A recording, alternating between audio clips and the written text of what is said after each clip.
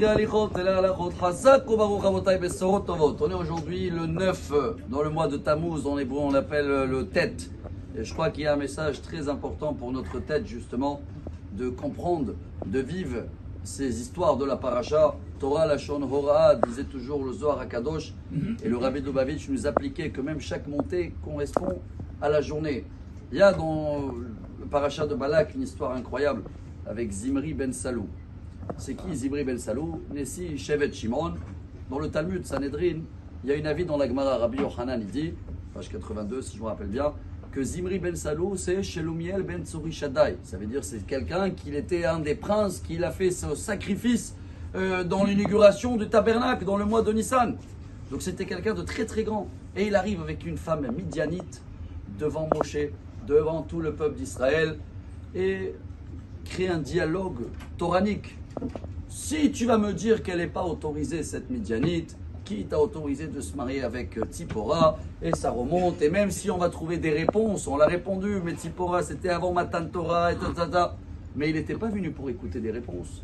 Il est venu pour trouver la facilité. Voilà le message pour nous, pour notre tête, très important, surtout aujourd'hui, parce qu'on est à Ikveta Demshir, on sait qu'on est à la fin des périodes, et dans le Talmud 2 fois, Sanhedrin. Page 98, et Sota, la dernière page 49, c'est marqué un des signes de l'époque de Mashiach, c'est Ve'ha'emet tihyen ne'aederet. La vérité disparue, mais Aeder c'est aussi des troupeaux. Chacun y croit qu'il a raison, mais c'est plus que ça aujourd'hui. Voilà ce qu'on va apprendre dans les 1 minute et demie qui nous reste. Il y en a beaucoup qui ont des fois une question, ils vont chercher le rabbin le plus light. C'est pas bon du tout. Il faut chercher le rabbin le plus connaissant dans le sujet. Qu'il est séfarade ou ashkénaze. Il y en a plein, des fois, ils tournent selon... comme le ballon, il tourne. Hein. Depuis hier, c'est séfarade, l'Espagne, alors je suis sfaradi. C'est quoi cette histoire? Il faut toujours pas oublier, Rashi était ashkénaze, tout le monde étudie Rashi. Le Bet Yosef qui était séfarade, il amène beaucoup des avis des grands rabbins ashkénazes. Et la majorité des halachot, les séfarades et les ashkénazes, ils sont d'accord. Donc ceux-là qui croient qu'on est... Non, je suis séfarade, c'est comme ça. Il y a beaucoup des halachot au jour d'aujourd'hui, que tu es séfarade, ashkénaze et tout. Si ton rabbin il est marocain, tu vas dire non, moi je suis tunisien, je ne fais pas comme lui. C'est faux tout ça. Tout ça, c'est la racine de la faute de Zimri ben Salou, qu'il est venu dire à Moshe, ouais, même si toi tu ne veux pas nous autoriser, parce que toi tu es la tribu de Lévi, et nous on est la tribu de Shimon, et moi le prince de Shimon, j'ai le droit. Donc il a cherché la facilité. Et on a des comme ça aujourd'hui.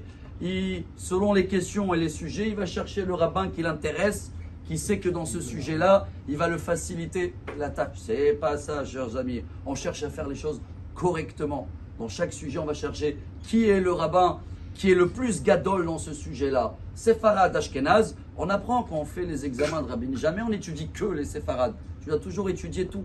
Si on essaye de voir toujours, d'étudier, de voir toute la photo, d'apprendre de chacun et de pas tout de suite annuler, non, celui-là il n'est pas de mon origine, je ne l'écoute pas. Alors dans ce cas-là, on a réparé la faute de Zimri et notre tête aujourd'hui, elle sera un petit peu plus claire. Excellente journée.